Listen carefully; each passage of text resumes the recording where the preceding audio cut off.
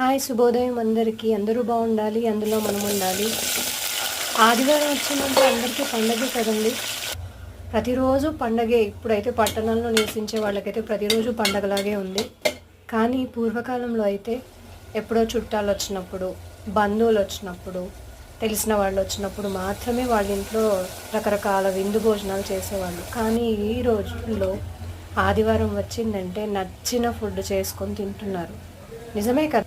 ఈ చాలని జీతాలతో ఈ పట్టణాల్లో ఎంతోమంది కూడా బతుకు ముందుకు వెళ్ళదీస్తున్నారండి. ఎంత చాలని జీతాలైనా సరే పిల్లలు ఉన్నారు కాబట్టి మనం కొంచెం ముందు చూపుతో ముందుకెళ్ళగలుగుతాం. చీమలు కూడా తమ బరువు కన్నా ఎక్కువగా బరువు మోసి ఆహారాన్ని సేవ్ చేసుకుంటాయంట. మరి మనుషులం కదండి, మనం కూడా ఎంతో కొంత మనకి చేతనైనంత పిల్లల కోసం దాచుకుందాం. ఏమంటే